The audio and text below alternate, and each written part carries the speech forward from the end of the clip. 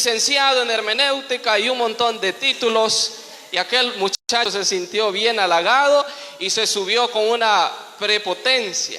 Resultó que cuando iba subiendo la grada se enredó en un cable del micrófono, se trajo el piano, se trajo la batería y hizo un solo relajo. Y se bajó humillado. Estar aquí, hermanos, no es por nosotros, sino por la gracia de Dios. Como decía el apóstol Pablo, no a nosotros, Señor, sino a tu nombre sea toda la gloria. En esta noche muy especial vamos a meditar en la palabra de Dios. Cuando hablamos de meditar en la palabra de Dios, nos referimos a pensar en ella, a degustarla, como cuando usted se sienta con un plato exquisito de comida y lo disfruta. De esa manera, poder disfrutar la palabra de Dios, porque es su palabra, el concepto de Dios, el deseo de Dios revelado a nuestras vidas. Así que en esta noche vamos a hablar acerca de la fe, un tema bastante hablado. La fe es por la cual usted y yo estamos aquí en esta noche. La fe es la que genera en nosotros ese deseo de buscar la presencia de Dios constantemente. La fe es aquella que nos hace obrar constantemente para la gloria de Dios. Y hay una declaración en las Sagradas Escrituras, y es tan importante que Dios causó que en dos ocasiones, tanto en el Antiguo Testamento como en el Nuevo Testamento, esta palabra o esta frase sonara tan potente que reduce la vida de todo creyente. Una de ellas está en Habacuc y la otra está en Hebreos, y es el concepto: el justo por la fe vivirá. ¿Cuántos creen eso? ¿Cuántos de nosotros creemos que el justo vive por la fe día con día? Que no es porque nosotros seamos buenos, no es porque nos hayan contado un cuento, es porque usted y yo hemos creído en el mensaje de Jesucristo. Todos nosotros, en el momento que se nos presentó el plan de salvación, hubo un chispazo de fe en nuestras vidas, y es la que nos ha sostenido hasta este día. Es la que nos anima, la que nos esfuerza. Vamos a orar antes de empezar el estudio de esta noche. Pedirle la dirección al Espíritu Santo. No sean mis palabras, sino la palabra de Dios. Señor, en esta noche oramos, clamamos. Te pedimos, Señor, que a través de tu palabra puedas hablarme a mí primero, hablarle también a cada uno de mis hermanos. Que al escuchar tu palabra, Señor, podamos ver en ella reflejado el mandato divino, lo que tú quieres para nosotros, lo que quieres que hagamos, cómo nos comportamos. En el nombre poderoso de nuestro Señor Jesucristo y de su Santo Espíritu, Padre, vamos a estudiar tu palabra. Para ti sea la gloria por siempre. Amén. Nadie puede dudar de la fidelidad de Dios, mucho menos de la fidelidad de esta declaración que dice: el justo por la fe vivirá. La palabra fe trae la bendición de la salvación. Es por la fe que se genera la salvación. Ninguno de nosotros fuéramos salvos si no hubiésemos creído en el Señor Jesucristo. La fe también nos provee del título por el cual se nos llama cristianos. A los primeros seguidores del Señor Jesucristo se les llamó, dice, cristianos, porque se parecían al Señor Jesucristo. Todos ellos, hombres de fe, creyeron en Él.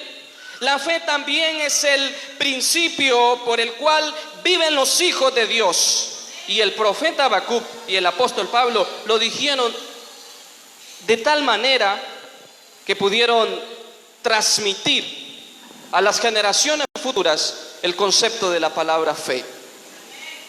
En Hebreos 11:6 dice: pero sin fe es imposible agradar a Dios, porque es necesario que el que se acerca a Dios crea que le hay y que es galardonador de los que le buscan. En una ocasión, en una escuela, había una maestra que era atea, no creía en la existencia de Dios y enseñaba a los niños de que Dios no existía. Y le dice a Tito, uno de los niños, Tito le dice a la maestra: yo creo en Cristo, yo creo en Dios. Y le dice: te voy a demostrar que no existe Dios. Ve afuera, ¿miras los árboles? Sí. ¿Miras la escuela? Sí, le dice Tito. ¿Miras el cielo? Sí. ¿Miras a Dios? No, le dice el niño. Ahí está demostrado, le dice, que no existe Dios. Pero otra niña que estaba escuchando le dice: maestra, permítame hacerle unas preguntas también a Tito. Y le dice la niña a Tito: Tito, ¿puedes ver los pupitres? Sí. ¿Puedes ver a la maestra? Sí. ¿Puedes ver su cerebro? No. Entonces la maestra no tiene cerebro. Pensando de ese punto de vista, mis amados hermanos, jamás vamos a comprobar la existencia de Dios. Porque el texto que más se acerca es Hebreos 11:1, que dice, ¿cuántos se saben este texto de memoria? Es pues la fe y la convicción de lo que no podemos ver. No existe lugar a duda de la presencia de Dios en nuestras vidas. Y hay una pregunta que podíamos hacernos nosotros, que muchas veces nos hacemos, es: ¿debemos vivir por fe? Cuando la pregunta debe ser: ¿cómo podemos vivir por la fe?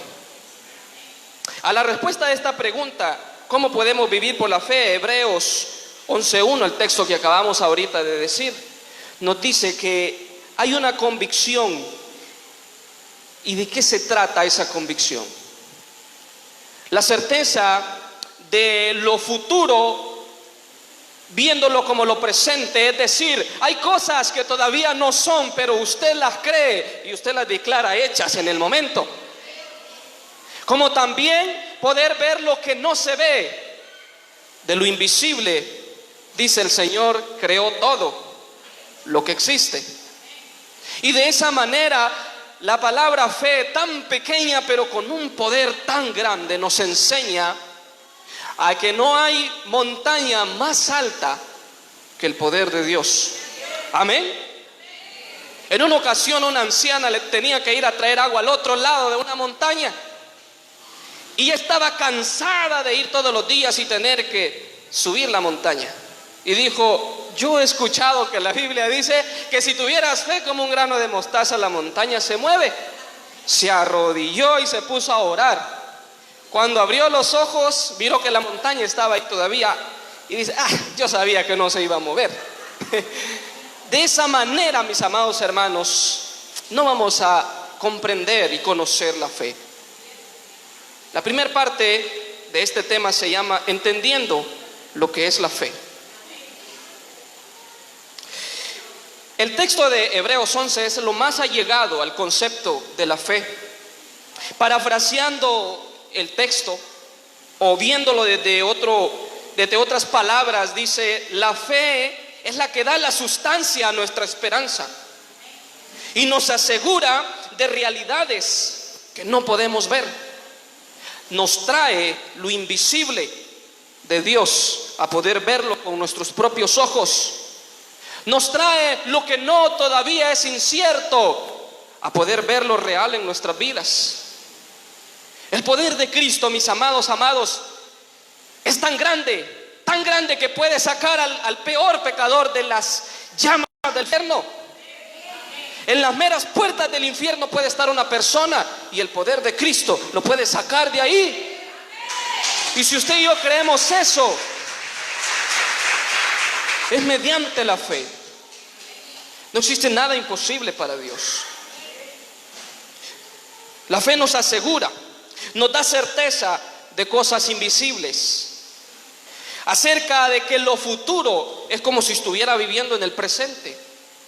El mismo Dios dice: yo me adelanté en el tiempo al futuro, y todo lo que el hombre había destruido en el pasado, lo hizo nuevo en el presente, dice Eclesiastés, en el futuro. Yo he hecho todas las cosas nuevas. El testimonio de la palabra de Dios es que la fe es depender totalmente de Dios. Es que la fe es una fe salvadora. Por ejemplo, es aceptar a depender exclusivamente de Dios en medio de las circunstancias para poder obtener la misericordia de Dios. Fe es lo que usted ha puesto en el Señor Jesucristo. Cuando le dijeron, cree en el Señor Jesucristo y serás salvo. Y usted puso su fe sabiendo que Cristo le iba a llevar a Dios para tener redención de pecados. Eso se llama fe. Pero también la fe es creer y confiar ciegamente. Es entregarse, es alejarse de uno mismo para abandonarse totalmente en la presencia de Dios. En una ocasión un misionero estaba en una tribu y él tenía que traducir la Biblia a aquella tribu. Y el lenguaje de la tribu era bien complicado como para poder. Había traducido la mayor parte de la Biblia y cuando llega a Hebreos 11:1 se da cuenta que no puede traducirla de forma clara, que la gente, los nativos, pudieran entender el concepto de la fe. Y si él no podía explicar el concepto de la fe, entonces no estaba haciendo nada como misionero. Y le pedí a Dios sabiduría, que el Señor le iluminara de qué manera podía enseñarle a aquella tribu Hebreos 11:1, de que la fe es la certeza de lo que se espera y la convicción de lo que no se ve. Cuando de pronto, sentado en una silla, vio que venía un campesino cargado con muchas cosas del campo y venía cansado, y cuando llegó a su casa tiró la carga y se sentó en una silla y descansó plácidamente.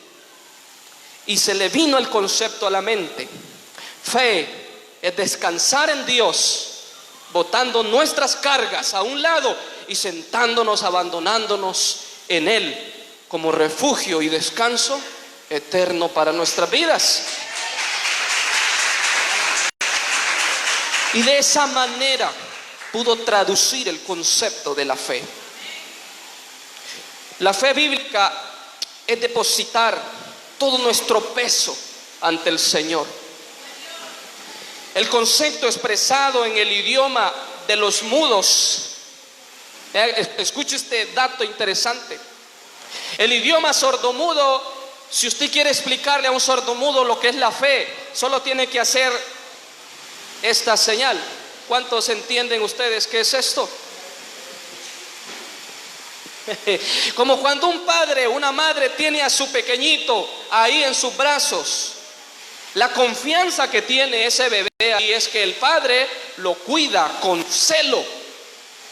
Él descansa y depende totalmente de su madre para alimentarse, para vivir, para tener el sustento. Y cuando a un sordomudo se le habla de la fe, de esa manera se le explica el concepto de la palabra fe. Dios, como un Padre eterno, cuida de nosotros, como un Padre amoroso. Su amor es tan grande. Y si usted quiere darse cuenta, vea la cruz. La cruz tiene un palo transversal y un horizontal. Hacia arriba dice que nos lleva hacia Él. Hacia abajo dice que es tan profundo que no podemos comprenderlo. Hacia los lados dice que es tan ancho que jamás podíamos entenderlo. Y no importa el pecado y los pecadores, en Él tienen un espacio. Eso se llama fe. Fe involucra en totalidad al hombre. La parte intelectual, la parte emocional y la parte voluntaria. El aspecto intelectual significa que usted y yo creemos de que Dios lo puede todo. Hay algo en nosotros que lo obliga y le dice, Dios lo puede todo. Está nuestra mente dispuesta a creer que Él es poderoso. En segundo lugar, el aspecto emocional. Esto significa que cuando usted ora a Dios, usted desea que Él actúe en favor nuestro. en favor suyo. Hay una profunda emoción y usted llega ante la presencia de Dios por alguna situación en su vida y se arrodilla y su emoción se constriñe porque desea que Dios responda a su oración. En tercer lugar, el aspecto voluntario significa que ahora mismo lo que usted ha pedido en oración al Señor puede recibirlo porque usted ha tomado la decisión de llegar ante su presencia. Imagínese a una persona cansada, como el ejemplo que miró el misionero. Dice que usted llega muy cansado, viene bien agotado, ve una silla, usted primero piensa, quiero descansar, vengo agotado. Y esa silla soporta mi peso. Y usted desea con ansias ir a sentarse porque viene cansado. Pero usted no va a descansar si no toma la decisión de llegar a la silla y abandonarse, tirar su cuerpo en ella para lograr descansar. Ese es el principio de la fe. Podemos creer que Dios es bueno, podemos creer que Él es poderoso, podemos creer todo acerca de Él, pero si el último paso no lo hacemos de llegar voluntariamente ante Él y creerle a Él y descansar en Él, no vamos a descansar nunca. Él quiere que lleguemos ante su presencia. En Lucas 17:11 hay una ilustración que nos trae fe. Es la historia de los 10 leprosos. Dice la historia que 10 hombres con lepra llegaron ante el Señor Jesucristo. En primer lugar, llegaron creyendo que Él podía sanarles.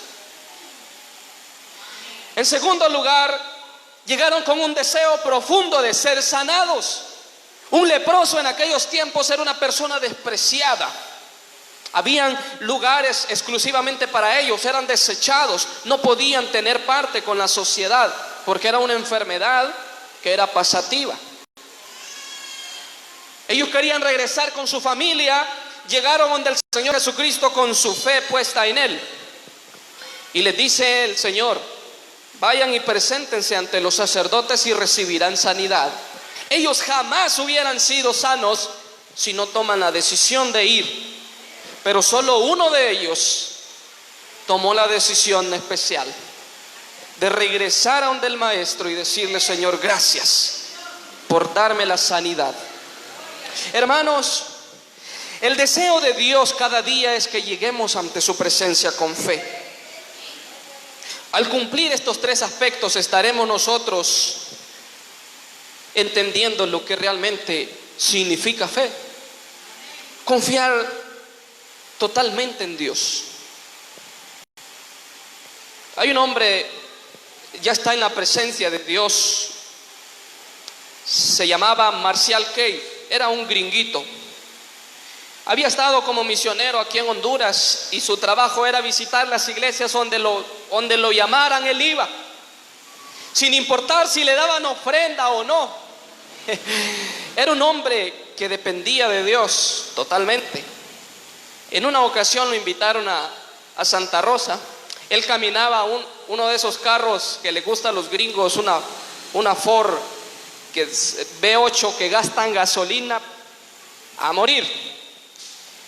Pero le encantaba ir a andar en aquel carro. Y en una ocasión lo invitan a Santa Rosa y lo llaman y le dice: de regreso pasa aquí por la entrada, quiero que predique también aquí. Y se fue y resulta que en Santa Rosa no le dieron ofrenda y solo tenía poco combustible. Y cuando va por la entrada llega sin tan siquiera esperar también que le dieran.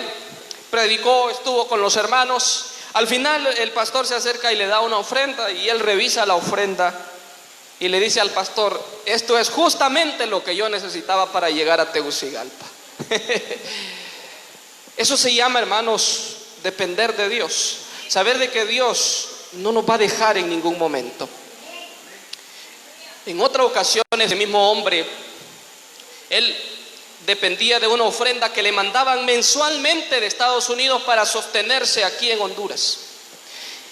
y acababa de recibir y andaba en un sobrecito aquí en su camisa la ofrenda o lo que necesitaba, sus gastos del mes, su comida, su ropa y lo que necesitaba. Y se le acercó una hermana pidiendo oración porque un hijo de ella estaba con una deuda. Había quitado un préstamo para poder estudiar y ahora tenía que pagar, y que el Señor, que él orara por su hijo para que el Señor le proveyera. ¿Y sabe qué hizo este hombre? Sacó su sobre y se lo entregó y le dijo: aquí está lo que usted necesitaba. Sin importar si se quedaba todo ese mes sin nada. Y Dios siempre le proveía. Y cuando pienso en todo esto, hermanos, a veces digo: qué lejos estoy muchas veces de depender de Dios. Qué lejos estamos del concepto de la palabra fe. ¿Por qué razón? Porque hay algo, una barrera tremenda en nuestras vidas que se llama duda. La segunda parte de este mensaje se llama aprendiendo a tratar con nuestras dudas. Hay un gran número de creyentes en todo el mundo entero, esclavos del mal hábito de la duda. La duda es un arma silenciosa de Satanás. Es una estrategia impresionante de él. La utiliza en cada uno de los creyentes. Porque la duda, hermanos, es capaz de desarmar a cualquier hijo de Dios. Fíjese usted que un alcohólico dice que nunca ha estado tan esclavo, no tanto del vicio, sino de la duda en creer que él no puede salir de ahí. ¿Se da cuenta del poder de la duda? Cuando nosotros vivimos una vida espiritual dudando del Señor, la vida espiritual de todo creyente es pobre en el servicio al Señor, es incompleta la comunión con Dios, es quebrantada a través de la duda.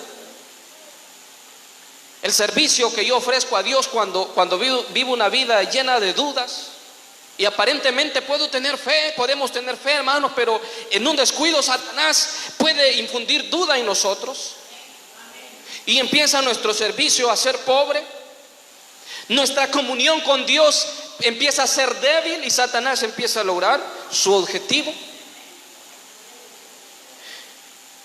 A través de este estudio podemos considerar que al vivir por fe debemos estar dispuestos a sostener una vida de fe todos los días, día y noche, en constancia. En Hebreos 11:1 se dice que la fe no tiene lugar a duda.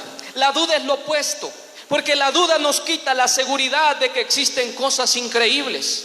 Porque la duda nos quita la seguridad y la certeza de que Dios puede obrar en nuestras vidas. La duda, hermanos, perjudica nuestro servicio a Dios. Imagínense que el Señor Jesucristo dice que regresó a su tierra de origen, a su lugar donde nació, Belén de Judea, en Nazaret, y quiso hacer milagros ahí, pero no pudo, dice. ¿Por qué? Porque no había fe, porque la gente no creía en Él. Y no pudo hacer milagros, dice Lucas, dice Mateo, porque la gente no creía.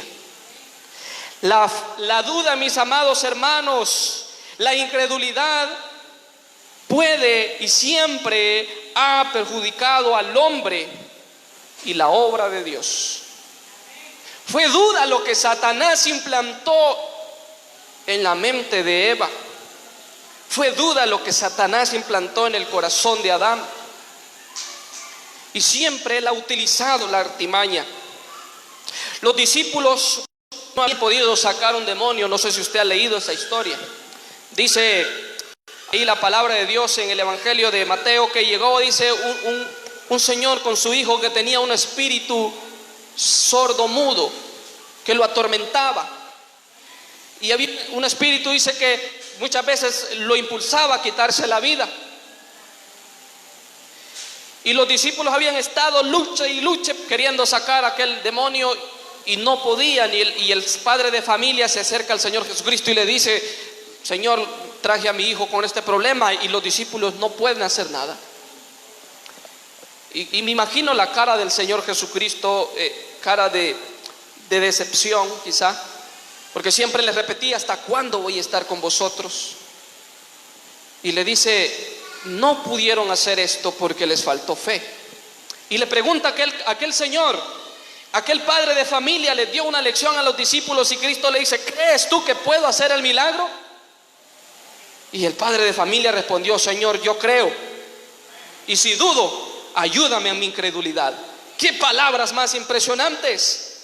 Señor, yo creo que puedes hacerlo, y si en un momento dado llego a dudar, ayúdame, por favor. Estas historias, hermanos, llenan nuestras vidas. En Romanos capítulo 4, verso 40, da el concepto de Abraham.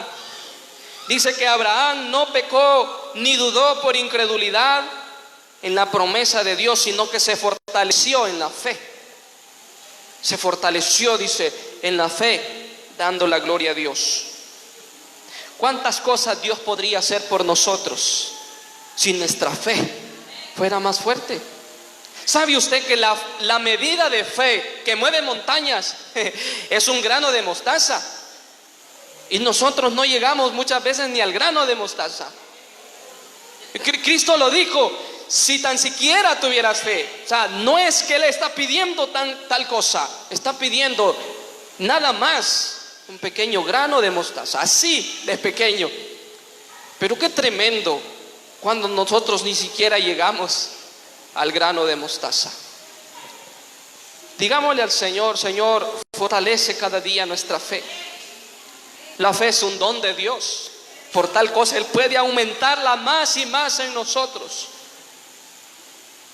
La duda muchas veces viene disfrazada, y aunque esto no tiene que sorprendernos, pero llega a nosotros y Satanás se presenta como ángel de luz.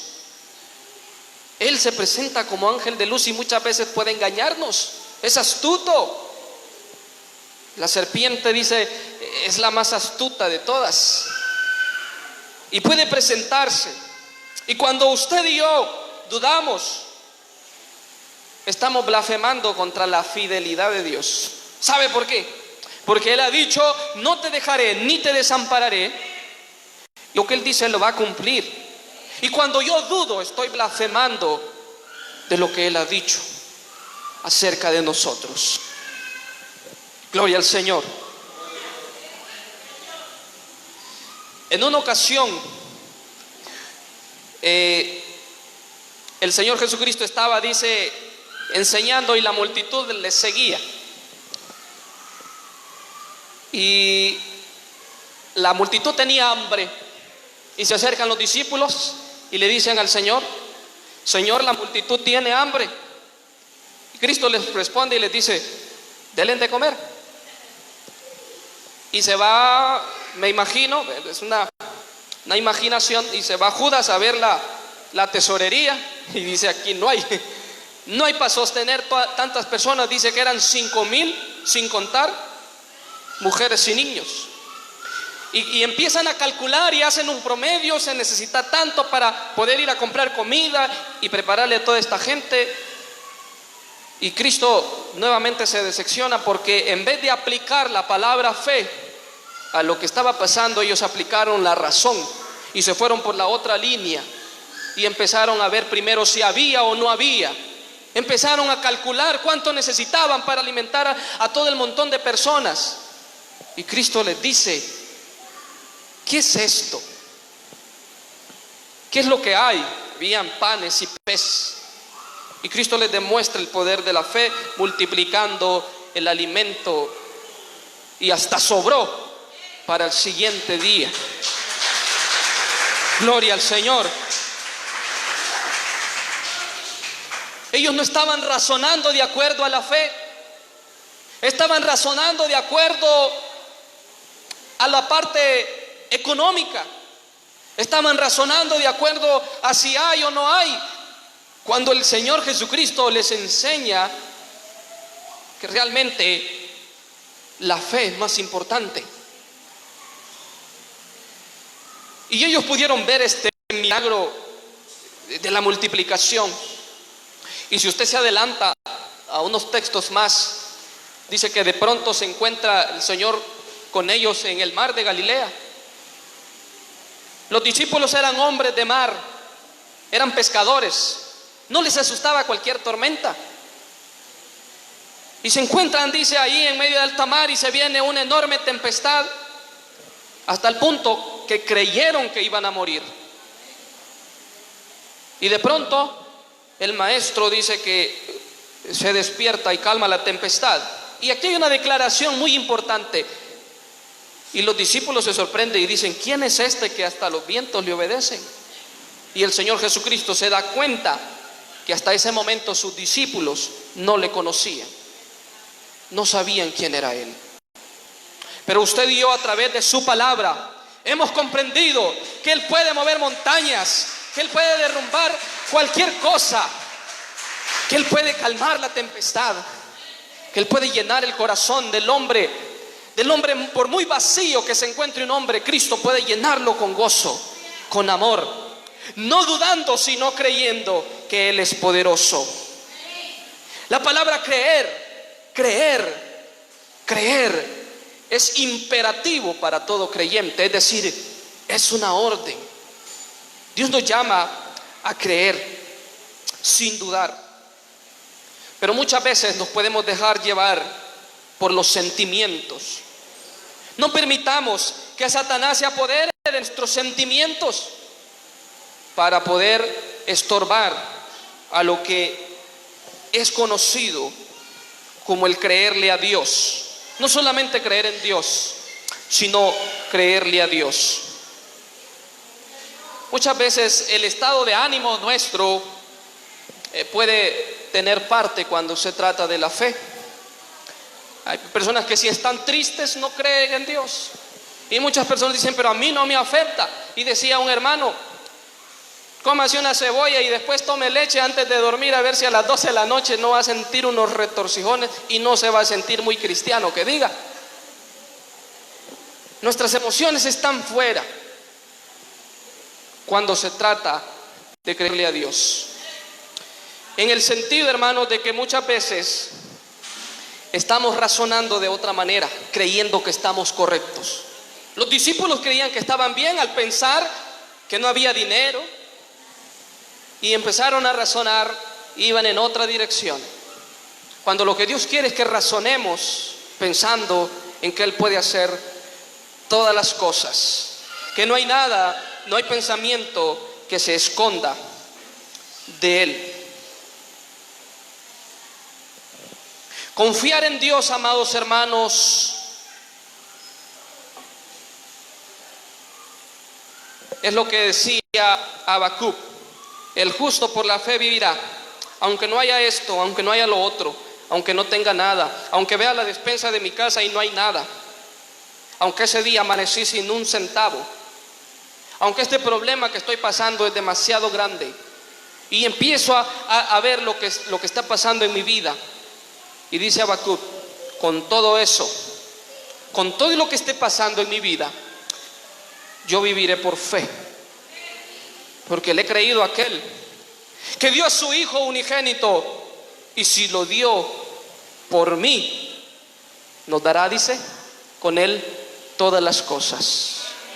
Porque fue su plan desde el principio, mandar a su Hijo a morir en la cruz, y en Él, dice, reunir todas las cosas, y hemos sido galardonados con toda clase de bendiciones espirituales que son para nosotros. El texto, una vez más, es pues la fe, la certeza de lo que se espera. Es la convicción, es esa confianza, es esa seguridad. Cuando yo pienso en fe, pienso en esto. Si yo le digo, y me encuentro con mi hermano Pastor Rafael, y le digo: hermano, fíjese que encontré su casa allá cerca del colegio, ¿usted me creería?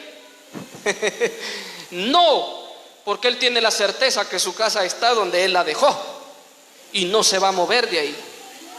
Y aunque yo lo trate de convencer de todas las formas posibles, jamás voy a hacerlo dudar.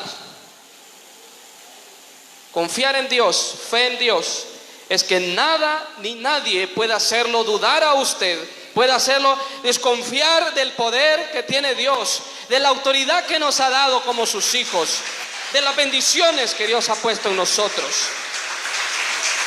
de las cosas maravillosas que puede hacer en nuestras vidas. Solamente, hermanos, y se oye fácil, solamente es creer. Pero creer, hermanos, con un corazón arrodillado delante de Dios. ¿Sabe por qué? Porque no basta solamente creer. Dice la Biblia, dice Santiago, que los demonios creen. Y no solamente creen, dice, que también tiemblan. Y usted muchas veces, usted y yo, ni temblamos delante de Dios. ¿Cuán lejos está el concepto de ese Dios para nosotros? Yo quiero que se ponga en pie.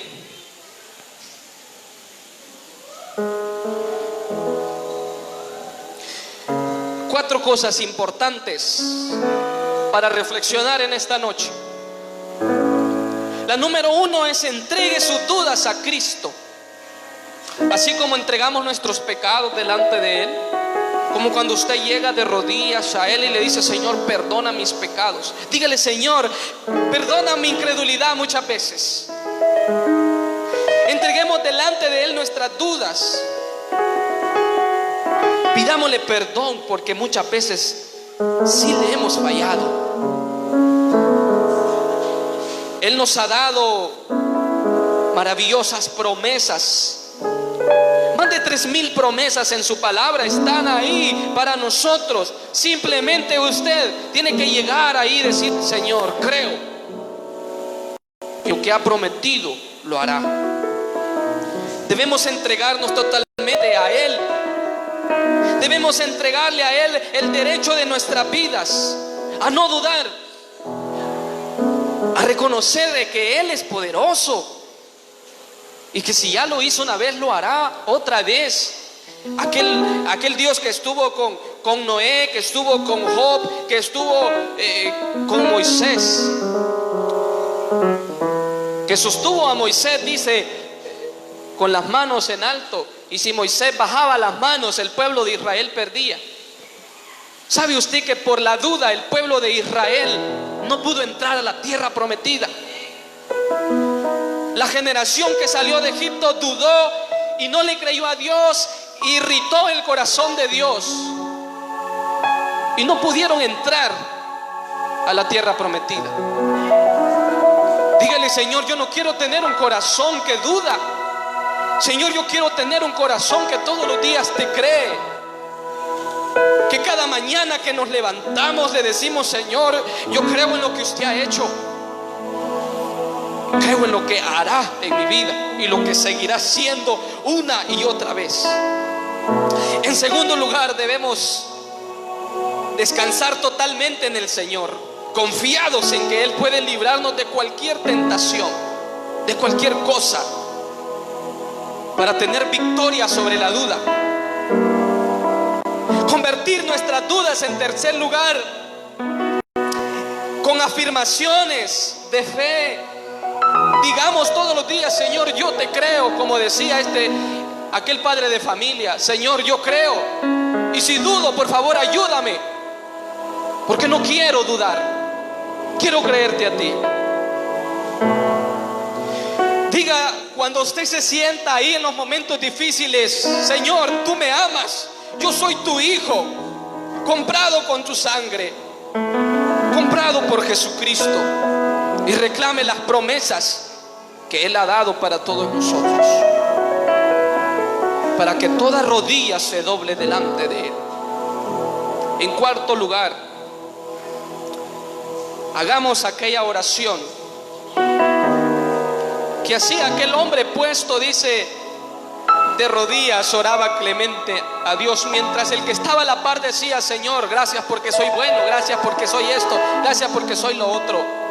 El que estaba a la par decía: Señor, perdona mis pecados, porque no soy digno de ser llamado tu hijo. Con una actitud de humildad delante de Dios, que lleguemos ante su presencia. No sé si en esta noche hay alguien que todavía no ha venido a los pies de Cristo. No sé si en esta noche hay alguna persona que ha querido dar ese paso de venir a Cristo, pero todavía no ha tomado la decisión.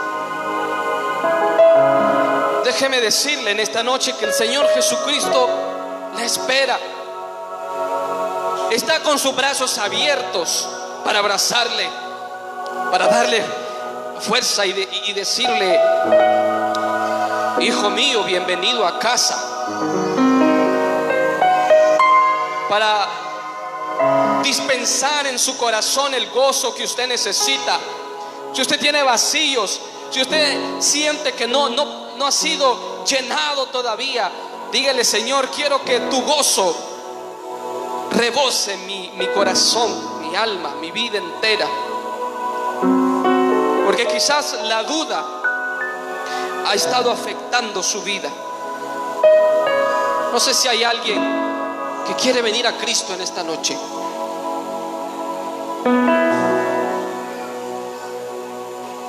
O solamente la disposición en su corazón.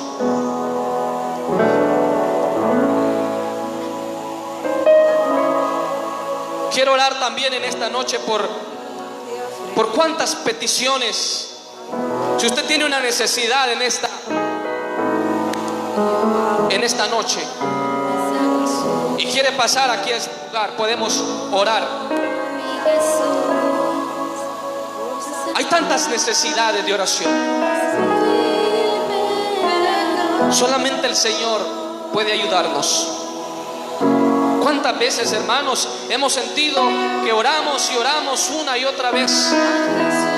El Señor, Él lo traduce ante el Padre, y el Padre puede obrar en defensa nuestra. Ponga sus peticiones en esta noche delante del Señor. Yo no sé cuáles son. Usted sí conoce. Por sus problemas en la familia, problemas diferentes, familiares,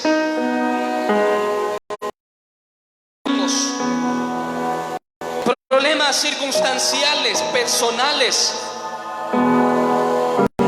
algún familiar que esté atravesando situaciones difíciles. Hemos hablado de lo que significa creerle a Dios. Cuando el Señor llegó a la tumba de Lázaro y dijo: quita a un lado y a otro, y el pueblo de Israel pasó con sus pies secos al otro lado. ¿Qué clase de Dios es este? ¿Quién es este?, dicen los discípulos, que calma la tempestad. ¿Quién es este que hace que los vientos enmudezcan? ¿Quién es este que trae restauración? Oh Señor, oramos en esta noche, ponemos todas las peticiones en tus manos, con todas las necesidades que estén pasando mis hermanos de esta iglesia santa. Solamente tú sabes, Señor, tú las conoces.